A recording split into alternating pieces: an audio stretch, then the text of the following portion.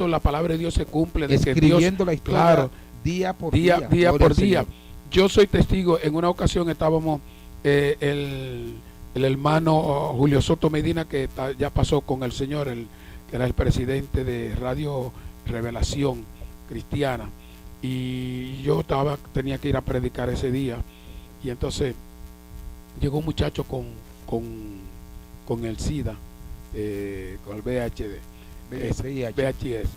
el VIH. Y luego, cuando yo estaba allá, él me llamó, lo llevaron a la oficina de él, y él me llamó para que oráramos con ese muchacho. Ese muchacho estaba blanco como un papel. Comenzamos a orar. Y yo quiero que usted vea, comenzó a subir la sangre.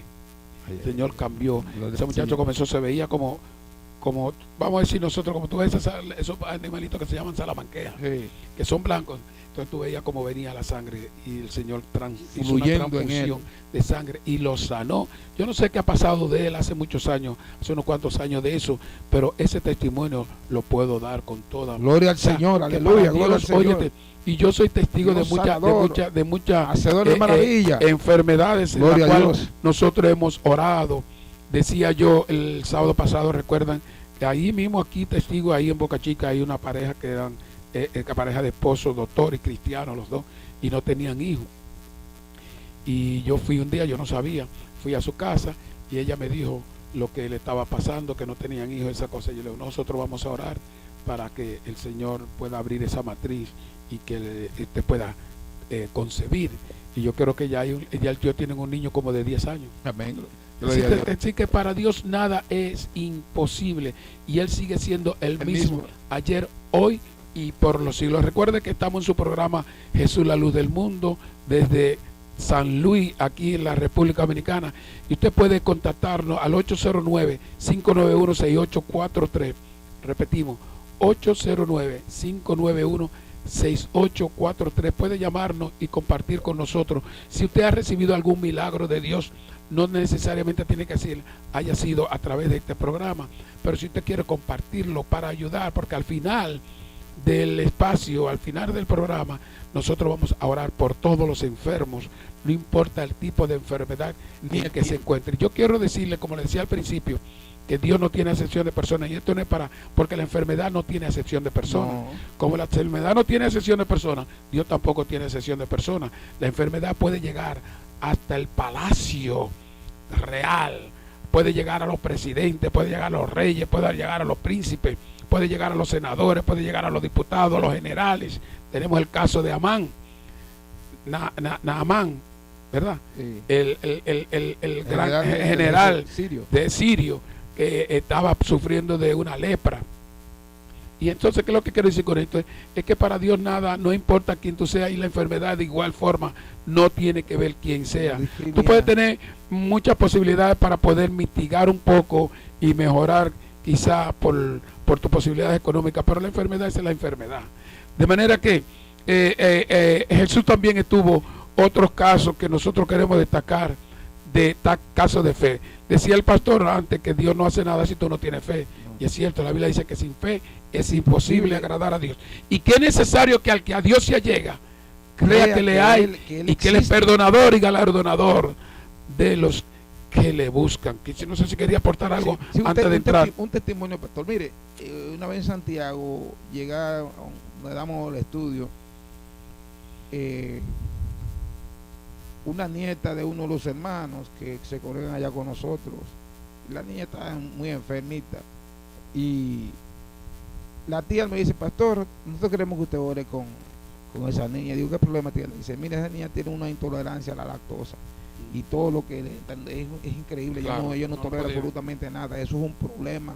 Y mire cómo está ella, totalmente pálida, desnutrida, porque está muy enfermita. Bueno, mire, esa noche nosotros oramos con esa niña. Yo le pregunté a la mamá que andaba con ella, no era cristiana, que si creía que el Señor podía hacer la obra. Ella me dijo que sí. Digo, bueno, pues si tú crees, la obra será hecha. Amén. Oramos Amén. Con esa Gloria niña, a Dios. Oramos con esa niña, y como 2 días después me llamaron los hermanos para decir, pastor, la niña con que oramos en el culto está totalmente sana. No solamente que esa misma noche, cuando llegó a su casa, le dieron su leche, toleró la leche y hasta el día de hoy está. Yo creo que usted vea cómo esa niña ahora está moviéndose, porque Dios es el Dios de ayer, hoy, mañana y siempre. Él es el mismo. Eterno. Y solamente eso, mira, científicamente los médicos han podido descubrir que la oración, por ejemplo, se han dado casos de personas muy enfermas, los médicos han estado tratándolas y han permitido que alguien ore por ellos, sí, y han visto inmediatamente el resultado de la oración. De hecho, los Señor. Médicos, recuerden que los médicos son dotados de esa inteligencia de parte de Dios, sí. O sea que Dios ha hecho con la finalidad de que los hombres podamos vivir un poquito más tranquilos, pero todo viene de Dios. ¿Qué pasa cuando ya la salud es los mismos médicos, cuando ya no pueden más, dicen, bueno, solamente un milagro puede hacer algo? Ya nosotros hemos hecho todo lo que teníamos que hacer. Sí. De aquí en adelante, entonces cuando ya el hombre no puede, entonces entra Dios. De manera que tenemos un caso que quisiera destacar también, es el de aquel hombre centurión que tenía un criado que estaba también atormentado, era atormentado por un demonio, prácticamente gravemente atormentado, así dice la Biblia. Y esta narración la encontramos en el libro de Mateo, el capítulo 8, y él nos habla, Mateo, de esta forma. Dice Mateo, en su capítulo 8, el verso 5, dice: entrando Jesús en Cafarnaúm, vino a él un centurión rogándole y diciendo: Señor, mi criado está postrado en casa, paralítico, gravemente atormentado. Y Jesús le dijo: yo iré y le sanaré. Respondió el centurión y dijo: Señor, no soy digno de que entre bajo mi techo, solamente di la palabra y mi criado sanará. Amén. Porque también yo soy hombre de autoridad y tengo bajo mis órdenes soldados. Y digo a este: ve, y va, y a el otro: ven, y viene, y a mi siervo: a esto, y lo hace. Al oírlo, Jesús se maravilló y dijo a los que le seguían: de cierto os digo que ni aún en Israel he hallado tanta fe. Se necesita la fe. Lo primordial para tu ser sano es tener la fe. Y déjame decirte, no solamente en que Dios te pueda sanar. Si tú vas al médico para recibir de él alguna orientación, alguna medicina, y tú no tienes la fe suficiente en lo que él te da, tú no te vas a sanar. ¿Sabía eso? Porque se necesita fe. Aún, óyete, el médico puede darte una pastilla que a lo mejor no tiene nada que ver, porque él es que sabe. Sí. Pero a lo mejor esa pastilla no tiene nada que ver con tu enfermedad. Más sin embargo, él te da, y tú tienes fe en la que él te dio, que te va a sanar, y te sana. Porque es que sin fe es imposible. Tú tienes que tener fe. Si tú vas al médico y tú no le crees al médico, mejor que no vaya. Si tú crees que ese no es el médico, mejor vete al que tú crees que es, pero no, si tú no tienes fe. Oye, Jesús se maravilló cuando este hombre, este centurión, un soldado romano, un hombre pagano, no era evangélico, no era convertido, no era nada. Era un hombre judío. No, ni siquiera judío, era un hombre pagano. Y era, ya se recuerda, ese imperio romano que estaba, controlando todo el pueblo de Israel, que era de las razones por las cuales el pueblo de Israel estaba esperando que llegara el Mesías para que lo liberara de ese yugo de la esclavitud, de ese imperio tan férreo que tenía ese pueblo de Israel bajo el yugo de los romanos. De hecho, entonces, este hombre centurión tenía 100 hombres bajo su dominio. Naturalmente, yo creo que era uno de los hombres más informados de toda esa comarca, porque yo me imagino que siendo el centurión, siendo el hombre, pues debería recibir todas las informaciones diarias de todo lo que está pasando en el área, sí. Ahí en Cafarnaúm, que Cafarnaúm es una ciudad pequeña, de hecho todavía está en ruina, es la única ciudad que, pastor, que tenemos ahí en Israel, que todavía, que Jesús dijo, recuerda cuando Jesús dijo: porque tú, Cafarnaúm, que hasta el cielo te ha elevado, hasta el Hades será batida. Porque si en Tiro y Sidón se hubiesen hecho los milagros que se han hecho, hoy estuvieran.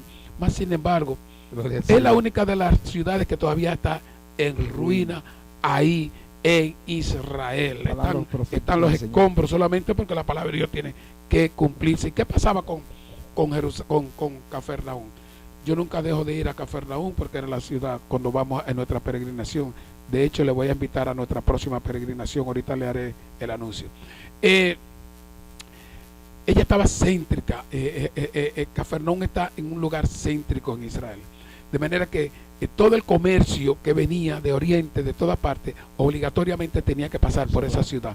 Por eso ellos estaban en la opulencia. Ellos eran mejor que cualquier otra de las ciudades, porque todo el comercio ellos cobraban los impuestos, tenían las mejores casas, tenían todo, porque era un tráfico comercial directamente.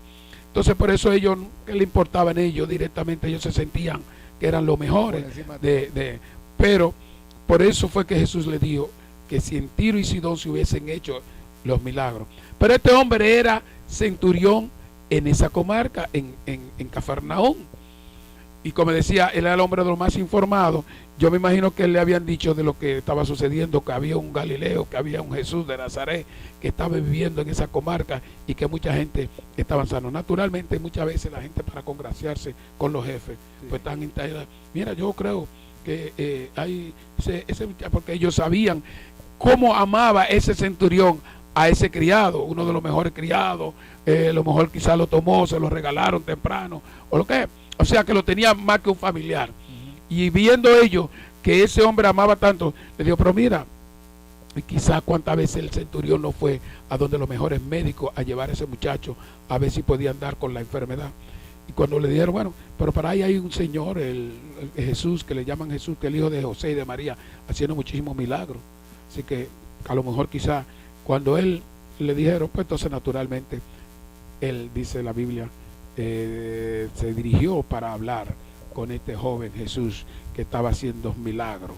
Naturalmente, al llegar, y le dice a Jesús, mira mi criado, yo me imagino que llegó la avanzada antes, porque imagínate, esos generales, quizás llegaron los motores antes, pues, yo me imagino Jesús con todos sus discípulos, gente de Galilea, gente del Burgo, a pie, al ver a esta gente que viene, eso soy yo diciendo, porque oye, tú vas a Israel y es la mismo que vivimos aquí hoy en día. O sea que la gente siempre ha sido gente desde el principio. Y la misma gente. Entonces, esta gente a lo mejor llegaron, ve a alcanzar la avanzada porque viene el general para ver a Jesús. Al llegar, se acerca y le dice, bueno, mi hijo está gravemente atormentado, me gustaría. Jesús le dijo, como siempre Jesús, siempre dispuesto, yo iré y lo sanaré. O sea, no importa a la hora que tú vengas donde Jesús, no importa a la hora quién sea tú, no importa cómo te llamen. Jesús siempre está dispuesto a ir contigo y ayudarte en tus necesidades, porque para eso Él vino. ¿Sabía eso? Entonces, ¿qué sucede? Cuando el centurión le dice, no, pero mira, no creo que haya necesidad de que entre. Al contrario, yo no soy digno de que tú entres. Fíjese el reconocimiento que hace este hombre, un hombre de la categoría de él, el jefe de la comarca, a un humilde Galileo. ¿Cuánta gente? Óyete, y él se siente que él es muy humilde para que Jesús pudiese entrar a su casa. Fíjate el reconocimiento que este hombre, la fe que tenía este hombre en que ese era el Hijo de Dios, que él mismo, siendo un centurión, entiende que es muy humilde para que este joven, cara de Jesús, pudiera entrar en su casa. Le dice, no, yo no soy digno ni siquiera de que tú entres en mi casa. Mi casa es, óyete, una casa pagana. No, quizás no exactamente no lo veía por lo pagano, sino lo veía de frente al hombre con quien está. Por ejemplo, que tú vayas, por poner un símil, una gran personalidad, que tú vives en una chocita y él dice, yo voy para tu casa, y tú dices, no, mejor yo te veo, porque no es porque quizás no sea de la misma religión o lo que sea, sino el saber que sea una personalidad, que es, entonces en este caso el centurión veía a Jesús como el Hijo de Dios y entendía que él era muy humilde para que Jesús entrara a su casa. Lo veía con muchísima más autoridad que él mismo teniendo la autoridad. Entonces le